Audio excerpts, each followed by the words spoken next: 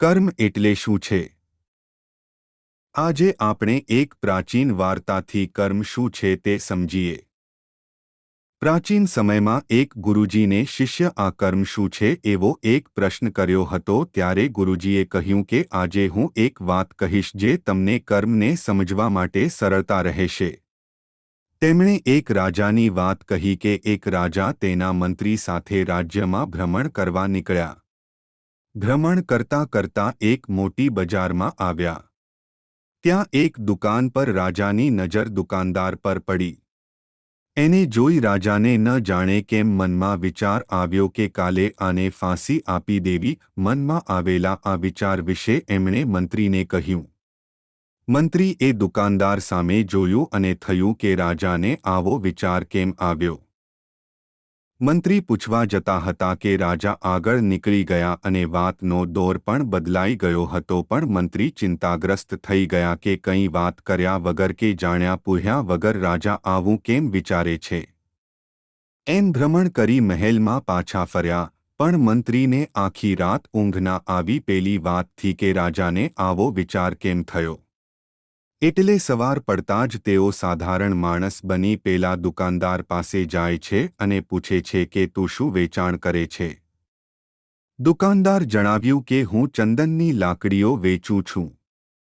મંત્રી એ પછી આજુબાજુના વેપારીઓ પાસેથી તે દુકાનદાર વિશે માહિતી મેળવી. બધા એ કહ્યું કે તે કોઈ સાથે વધુ વાત નથી કરતો.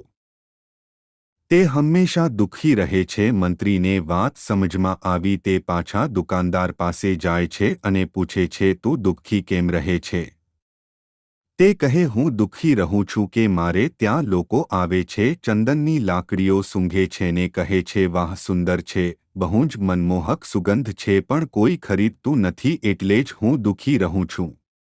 મંત્રીને પણ તેની વાતથી દુઃખની લાગણી થઈ. કેમ દુઃખી ન હોય? આખરે તેની વસ્તુમાં કંઈ ખામી ન હોય અને કોઈ ખરીદી કર્યા વગર જાય. મંત્રીને થયું કે આ એના આ કારણે દુઃખી રહે છે. પણ હજુ એને રાજાને ફાંસી આપવાના વિચાર કેમ આવ્યો એનો ઉકેલ ન હતો મળ્યો. મંત્રી એ દુકાનદારને પૂછ્યું કે તો હવે તું શું કરીશ? દુકાનમાં રાખેલ ચંદનની લાકડીઓ એમને એમ પડી રહી જશે તો? દુકાનદારે ગુસ્સા જેવા સ્વરે કહ્યું હા, કોઈ ખરીદનાર નહીં મળે તો પડી જ રહેશે. એટલે જ હું વિચારું છું કે આપણા દેશના રાજાનું જલ્દીથી જલ્દી મૃત્યુ થાય જેથી એમની અંતિમક્રિયા માટે હું ઘણી બધી ચંદનની લાકડી રાજભવન ખાતે આપી શકું જેથી મને પૈસા પણ મળે અને નગરમાં બધાને જાણ પણ થાય તો કોઈને કોઈ તો ખરીદ કરનારા મળી રહે જેથી પછી મારો વેપાર થયા કરે. મંત્રીને બધું બરાબર સમજાઈ ગયું. મંત્રી ખૂબ ચતુર હતા. એમણે થોડીક ચંદનની લાકડીઓ ખરીદી, એના થતા પૈસા ચૂકવ્યા. તેથી દુકાનદાર ખુશી મળી અને થોડા ઘણા પૈસા પણ. મંત્રી ચંદનની લાકડી લઈને રાજસભામાં ગયા અને રાજાને કહ્યું કે મહારાજ, ગઈકાલે આપ જેને ફાંસીની સજા આપવાનો વિચાર કરતા હતા એ દુકાનદારે આપના માટે આ ચંદનની લાકડીઓ ભેટ આપી છે. રાજા ચંદનની મનમોહક ખુશ્બુથી ખુશ થઈ ગયા અને તે દુકાનદારને તેની અનોખી ભેટ માટે થોડી સોનામહોરો ઇનામ આપવા કહ્યું અને કહ્યું રાજ્યમાં જ્યારે પણ ચંદનની જરૂર પડશે તો તે બધી જ ખરીદી એની પાસેથી કરવામાં આવશે. મંત્રી મનમાં મલકાતા ખુશ થયા અને વિચારવા લાગ્યા કે રાજાના મનમાંથી હવે ફાંસી આપવાનો વિચાર ઓગળી ગયો હશે, કારણ કે એમણે કહ્યું કે હવે જરૂર પડે એની પાસેથી ચંદન ખરીદવા કહ્યું છે.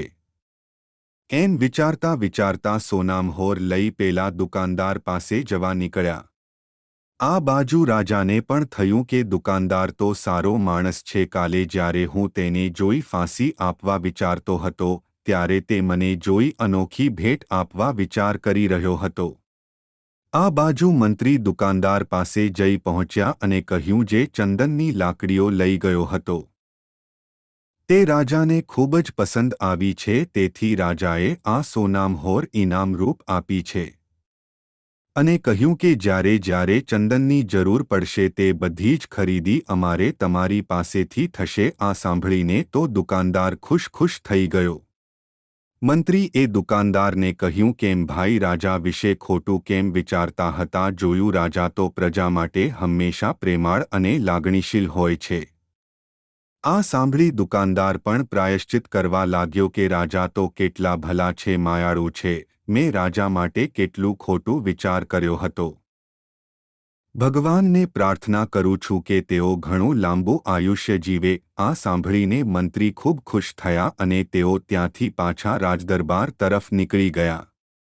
અહીં ગુરુજી વાર્તા પૂર્ણ કરીને શિષ્યોને પૂછે છે કે હવે કહો કે કર્મ શું છે? કોઈ શિષ્યે કહ્યું, કર્મ બોલેલા શબ્દો છે. તો કોઈ શિષ્યે કહ્યું, કર્મ વાણી છે. કોઈ એ ભાવના કહ્યું. બધા જ શિષ્યોના જવાબ સાંભળ્યા પછી ગુરુજી એ કહ્યું, માનવીના વિચારો જ કર્મ છે. આપણા વિચારો જે હશે એવા આપણે કર્મ કરીશું અને એવા વિચારો દ્વારા કરેલા કર્મ આપણા સુખ અને દુઃખ માટે જવાબદાર છે. એટલે કે આપણા વિચારો ખોટા હશે તો આપણે ખોટા કર્મ કરીશું તો પરિણામ ખોટું જ મળશે, પરિણામ સ્વરૂપે દુઃખી થઈશું. આપણા વિચારો સારા હશે તો પરિણામ સારું જ મળશે, પરિણામ સ્વરૂપ સુખી જીવન વ્યતીત કરીશું.